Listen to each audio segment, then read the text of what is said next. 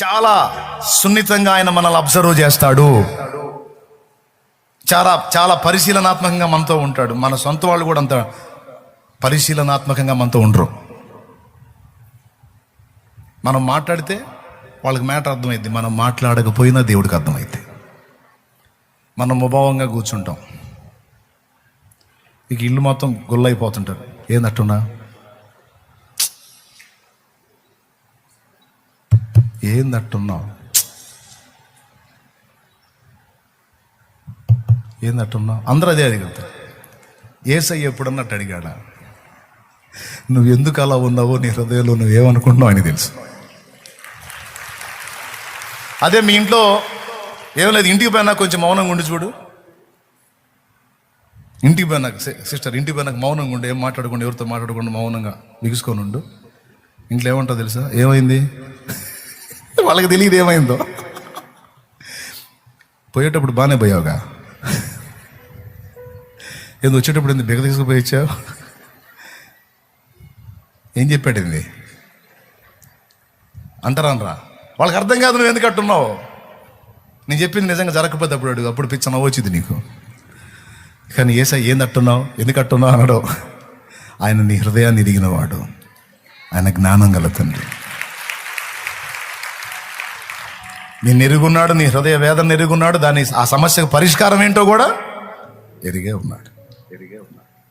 అబ్బా, ఈ వాస్తవాలు మాట్లాడుకుంటే ఎంత హాయిగా ఉందో. దేవునికి స్తోత్రం. నిజమండి. మూడో విషయం చెప్తున్నాను, ఆయన జ్ఞానము గల తండ్రి. బుద్ధియు జ్ఞానము సంపదలన్నీ గుప్తమయ్యున్నవి నీ యందే. ఆయన జ్ఞానం గల తండ్రి. సమస్యకు పరిష్కారం నీకు తెలియకపోవచ్చు, ఒక్క దారి కూడా లేకుండా అన్ని దారులు మూసుకుపోయి ఉండొచ్చు. కానీ నీకు ఒక రహస్యం చెప్తాను, ఏంటో తెలుసా? నీకు ఒక్క దారి కూడా లేని సమయంలో దేవుడు నిన్ను బయటికి తేవటానికి 1000 దారులు ఉన్నాయి.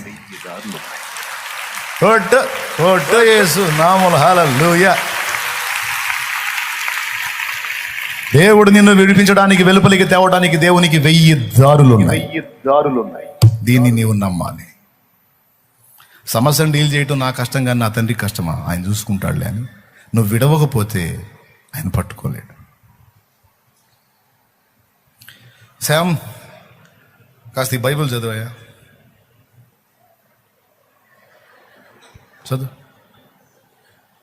చదువయ్యా,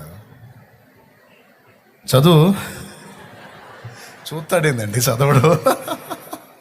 చదువు.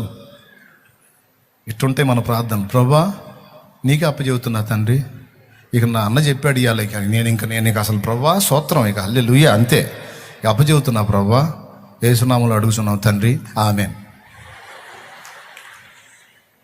ఊరి నువ్వు అప్పచెప్తానంటివి, ఆ కాసేపు చేతికిత్తి మళ్ళీ నువ్వే లాక్కుంటుంటివి. నువ్వు వదిలితే కదండి. ఇప్పుడు నేను వదిలాను, అదిగో పట్టుకున్నాడు లేదా? దేవుడు చేతికి పట్టుకోవాలంటే వదలాలి. ఇక్కడ విశ్వాసం పనిచేయాలి. నువ్వు వదులు, నువ్వు ఫ్రీగా ఉండు. విశ్వాసం గలదానిపై నువ్వు ధైర్యంగా, నిబ్బరంగా, విశ్వాసం గలవాడే నిబ్బరంగా, ధైర్యంగా, సంతోషంగా ఉండు. ఆయన ఎంటర్ అవ్వకపోతే అప్పుడు అడుగు సీన్లోకి. అప్పుడు చూడు, నువ్వు నేను చెప్పింది నిజమో కాదు చూడు. మైండ్ పోయిద్ది నీకంతే. అది ఎలా డీల్ అయిద్దో నువ్వే చూడు. 3, 4వది, ఆయన బలవంతుడని నమ్ము, ఆయన శక్తివంతుడని నమ్ము. నువ్వు 4 నమ్మాలి. నంబర్ 1, దేవుడు ఉన్నవాడని నమ్మాలి. నంబర్ 2, ఆయన నిన్ను పిచ్చిగా ప్రేమించువాడని నమ్మాలి. నంబర్ 3, ఆయన జ్ఞానము గలవాడు, దేన్నైనా డీల్ చేయగలవాడు, మంచి ఐడియాలజీ నీకు ఇవ్వగలవాడని నమ్మాలి. 4వది, ఏ స్థితి నుంచి అయినా నిన్ను విడిపించగల బలవంతుడని నమ్మాలి. ఆయనకు మించిన శక్తి ఏది లేదని నువ్వు నమ్మాలి. కొంతమంది దేవుని బలాన్ని తక్కువ అంచనా వేస్తారు.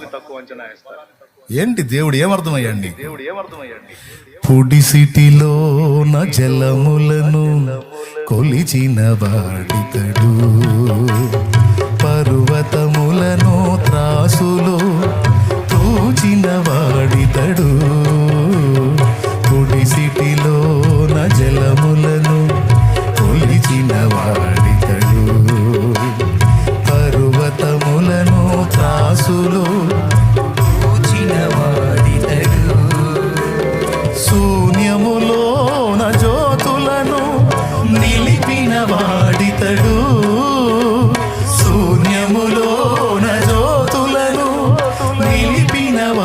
వాడితడు, కొల పాత్రలోన భూమిని కొలిచి పోసిన వాడితడు, కొల పాత్రలోన భూమిని కొలిచి పోసిన వాడితడు.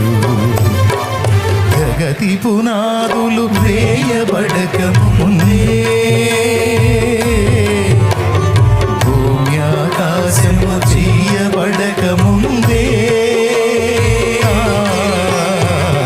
ఉన్న దేవుడు ఆది సంభూతుడు, ఉన్న దేవుడు ఆది సంభూతుడు. నా దేవుని జ్ఞానాన్ని గురించి మాట్లాడాలంటే నాకు ఇష్టం, నా దేవుని బలం గురించి మాట్లాడాలంటే నాకు ఇష్టం, నా దేవుని ప్రేమ గురించి మాట్లాడాలంటే నాకు ఇష్టం, నా దేవుని ఔన్నత్యాన్ని గురించి మాట్లాడాలంటే నాకు ఇష్టం ఇష్టం ఇష్టం ఇష్టం నాకు చాలా ఇష్టం అదే. ఎందుకంటే అవన్నీ వాస్తవాలు. ఆయన బలవంతుడు. ఎంత బలవంతుడు! తీసుకెళ్ళి శద్రకు మేషకు అబేద్నెగోలను అగ్నిలో వేస్తే విసిరినోళ్ళు తెచ్చారు, వేసిన వాళ్ళు బాగానే ఉన్నారు. లోపల వేయబడ్డోళ్ళు, విసరబడ్డోళ్ళు అగ్నిలో బాగానే ఉన్నారు.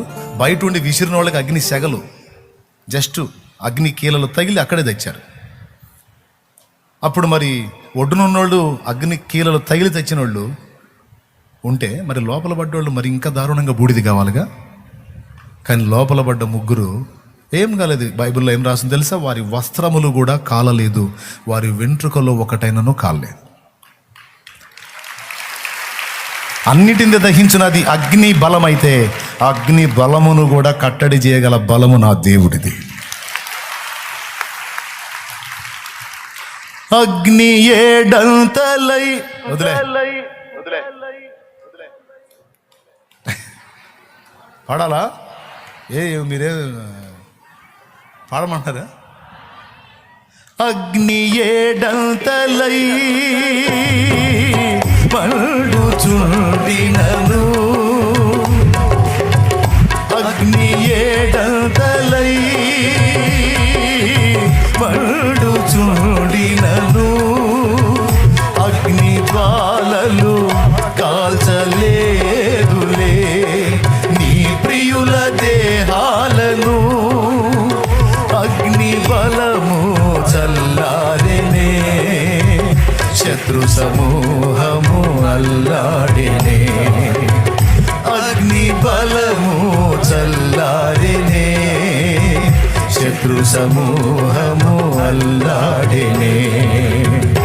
నేను నీ స్వాస్థ్యమే, నీవు నా సొంతమే, నా స్తోత్ర బలులన్నీ నీకేనయ్యా.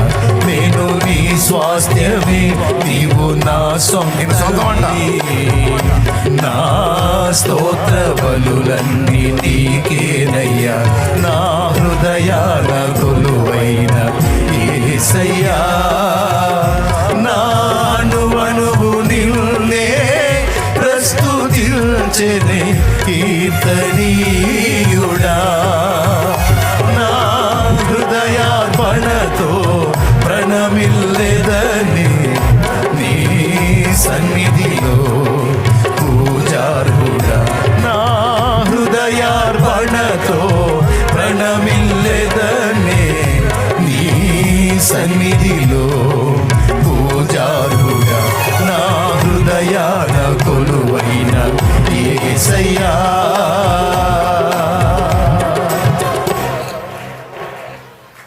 దేవునికి స్తోత్రం. మరి చెప్పండి, అగ్ని బలం గొప్పదా, దేవుని బలం గొప్పదా? సింహాల బలం గొప్పదా, యేసయ్య బలం గొప్పదా? అగ్నిలో వేసారా? వేసిన వాళ్ళు ముగ్గురే, తర్వాత నలుగురు కనపడుతున్నారు. ఈ ఒడ్డున ఉన్నాడు అంటాడు, ఒరే మనం వేసింది ఎంతమంది అంటాడు రాజు. మనం వేసింది ముగ్గురిని సార్, పేర్లు రా, శద్రకు మేషకు అబేద్నెగో కదా. మరి ఏందిరా నాకు నలుగురు కనపడుతున్నారు. వాళ్ళు ఏందిరా తిరుగుతూ ఉన్నారు, ఏందిరా బూడిది కాలేదు ఏంది? వాళ్ళ దేవుడు వాళ్ళకి సపోర్ట్ ఉన్నాడు సార్. అవునా? అనవసరంగా ఆయనతో పెట్టుకున్నట్టున్నాం. ఇప్పుడు వేరే మార్గం లేదు, మర్యాదగా వాళ్ళని ఆహ్వానించండి సార్, అంతే. శద్రకు మేషకు అబేద్నెగో అను వారలారా, జీవము గల దేవుని సేవకులారా రాండి. నేనుగా లోపల ఉన్నట్టయితే, నేను కానీ ఆడబట్టయితే మీరే రాండి మహారాజా అనేవాడు.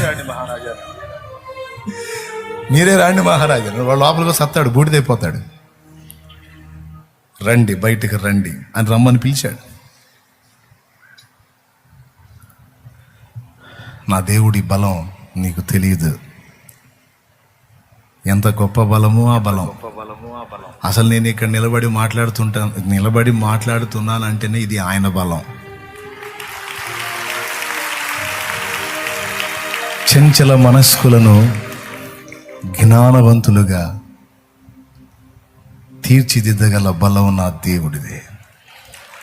చెవిటోడు థామస్ ఆల్వా ఎడిసన్, వినపడదు. నీ చెవిటి కొడుకు చెప్పలేక సత్తన్నావు, నువ్వే చెప్పుకో చదువు అని ఇంటికి పంపించారు. ప్రార్థన చేసింది, తల్లి నేర్పుకుంది, పెద్దవాడయ్యాడు. తల్లి చెప్పింది. స్కూల్ మొత్తం పిచ్చోడు అన్నారు, స్కూల్ మొత్తం వెర్రోడు అన్నారు, మొద్దోడు అన్నారు. కానీ వాళ్ళమ్మ దేవుని బట్టి ఏమని తెలుసా? నువ్వు మేధావివి అంది. దేన్ని బట్టి అన్నో తెలుసా? పిచ్చి వాళ్ళని కూడా, బలహీనులను కూడా గొప్పవారినిగా చేయగలవాడు నా దేవుడు. 3 బారిన జీవితాలను చిగురింపజేసే దేవుడు నా దేవుడు.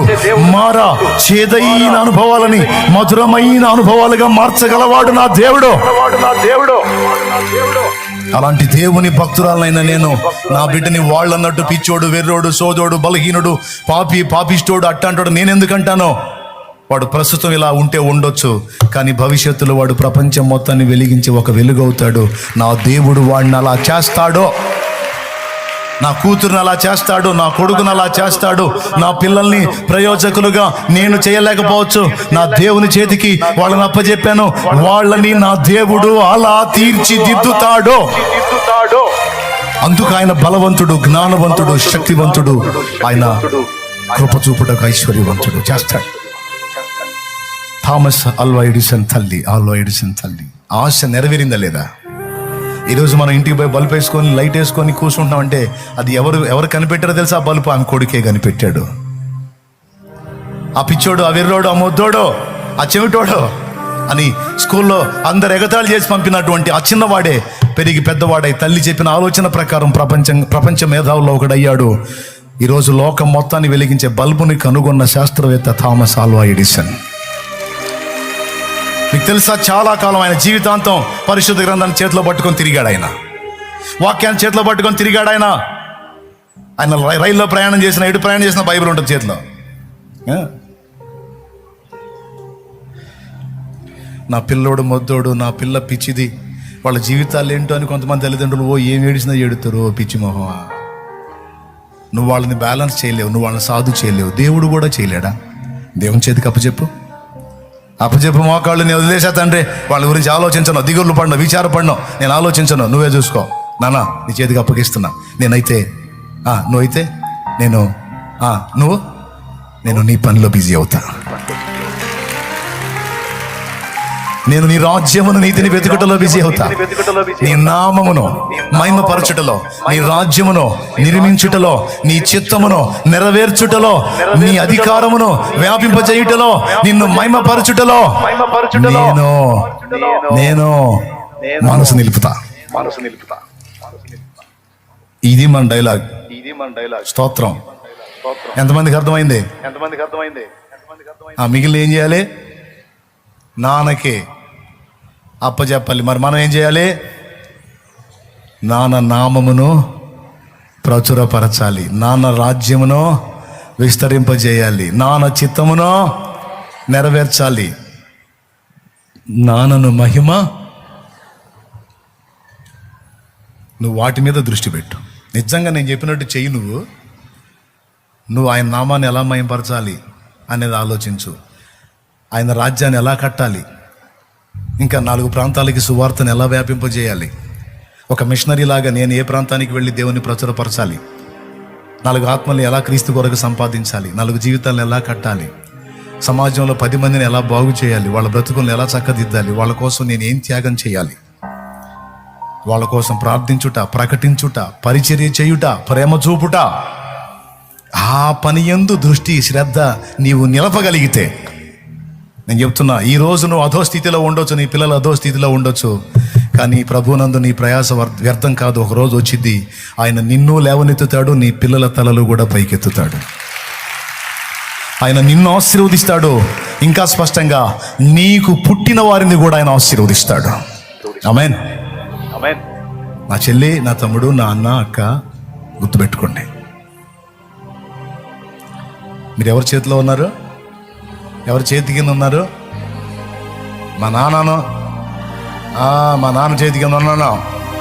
అది నువ్వు చూడాల్సింది నాన్న చెప్పిన పనులు చూడటమే. నువ్వు నీ పనులన్నీ ఆయన చూసుకుంటాడు. ఎంతమందికి విశ్వాసం ఉంది? నేనైతే ఇంక అదే మైండ్లోకి వెళ్ళా. ఇప్పుడైనా సరే ఖాళీ దొరికిందనుకో, ఆయనతో మాట్లాడుకోవాలని ఆశపడతా. ఏకాంతంగా పోయి కూర్చొని ఆయనతో మాట్లాడతాను. ఏదో ప్రార్థన అంటే అది ఇబ్బందిగా అనిపించేది, కానీ మా నాన్నతో మాట్లాడుకోవడానికి ఏమై రాగం, ఎప్పుడెప్పుడు వచ్చిందా టైం అని పరిగెత్తుతా. ప్రార్థన అంటే అదొక ఆచారం అనుకుంటావేమో. ప్రార్థన అంటే నాన్నతో మాట్లాడే విధానం. నాన్న దగ్గరికి వెళ్ళి మాట్లాడుకోవటం ఎంత ఇష్టం. మాట్లాడాలి. వెళ్ళి కూడా ఏం అడగాలి తెలుసా? నానా అప్పులు అనకూడదు, నానా తెప్పలు అనకూడదు, నానా ఆత్మలు అనాలి.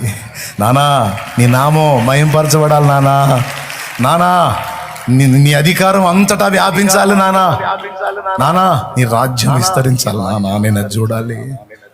ప్రజలంతా అజ్ఞాన అంధకారంలో ఉన్నారు, నానా నీ రాజ్యం కిందికి రావాలి, నానా. నేను ఎలాగైతే ఫ్రీగా స్వేచ్ఛగా నిన్ను సేవించుకుంటున్నానో, పాపం చాలా మంది బిడ్డలకి ఇది తెలియదు నానా. నీ ప్రేమ తెలియదు నానా, నీ త్యాగం తెలియదు నానా. వాళ్ళ దగ్గరికి నన్ను పంపించు, నాకంటే ముందు నువ్వు ఉండు. వాళ్ళని దర్శించు నాన్న, ప్రజల్ని దర్శించు నాన్న. నీ పిల్లలు నాన్న, నీ నామం మహింపరచబడాలి నాన్న, నీ రాజ్యం విస్తరించాలి నాన్న. నానా నీ చిత్తం భూమి మీద నెరవేరాలి నాన్న, నా బ్రతుకులో నెరవేరాలి. మిషనరీలు, సేవకులు నాన్న అనేక ప్రాంతాలకు వెళ్ళారు. వాళ్ళని నువ్వు కాపాడాలి నాన్న, వాళ్ళని వాడుకోవాలి నాన్న. వాళ్ళ సాక్ష్యాలు కాపాడాలి, వాళ్ళ ప్రాణాలు కాపాడాలి, వాళ్ళ కుటుంబాలను కాపాడాలి. వాళ్ళకి ఫీడింగ్ ఇవ్వు నాన్న. సేవకులు మా తండ్రి సన్నిధి నుంచి కూడా చాలా మంది దైవజనులు ఆయా ప్రాంతాలకు వెళ్ళారు. వాళ్ళ ఆరోగ్యాలు కాపాడు, వాళ్ళకి ఆయుష్నివ్వు, వాళ్ళకి ఆహారం పెట్టు, వాళ్ళ సాక్ష్యాన్ని కాపాడు, క్యారెక్టర్స్ ని కాపాడినానా. ప్రతి ఒక్కడో ఒక అగ్ని కిరటమై లేవాలి. ఆయా ప్రాంతాలన్నింటినీ కూడా దహించేవాడు కావాలి, అనేక ప్రాంతాలని కదిలించేవాడు కావాలి, ఉజ్జీవకర్తలు కావాలి. మా సేవకులను బలపరచునానా, పరిచర్యలను విస్తరింపజేయనానా, సంఘములను విస్తరింపజేయనానా. నీ దయతో, నీ కృపతో 200 ప్రాంతాలకు వ్యాపించింది. ఇంకా విస్తరించాలి నానా, ఇంకా విస్తరించాలి, ఇంకా వ్యాపించాలి. అనేక ప్రాంతాలకు సేవకులు లేవాలి నానా. ఇప్పటికీ అనేక ప్రాంతాల్లో అనేక రకాల సంఘాలు సేవ చేస్తున్నాయి. చిటికేస్తే చాలా ఒక అద్భుతం జరిగిద్ది, ఆయన తీసేస్తాడు. చిటికేస్తే చాలా ఒక అద్భుతం జరిగిద్ది, ఆయన తీసేస్తాడు. కోటి నీకు గొప్ప, దేవుడికి గొప్ప కాదు. 70 లక్షలు నీకు గొప్ప, దేవుడికి గొప్ప కాదు. 70 కోట్లైనా నీకు గొప్ప, అది ఆయన గొప్ప కాదు. డీల్ చేసే దారి నీకు లేకపోతే దేవుడికి లేదైంది. 1000 దారులు ఉన్నాయి. నీకెందుకు? వదిలేయమన్నాడు, వదిలేను అంటే వదిలేస్తే అట్ట అన్నయ్య, లేకపోతే వదిలేయకుండా పట్టుకొని మెంటలెక్కి సావు. అట్టట్లే అన్నయ్య. మరి నేను అదేగా చదువుతున్న తెలుగులో. నిజంగా ఆయన నమ్మితే, నిజంగా విశ్వాసం ఉంటే వదిలే. నేను చెప్పినట్టు ప్రశాంతంగా పాటలు పాడి ఆయన మహింపరచుకో, స్తుతి చెప్పుకో, కృతజ్ఞతలు చెప్పుకో. నన్ను విడిపించినందుకు నీకు థ్యాంక్స్ డాడీ అని చెప్పు, అంతే.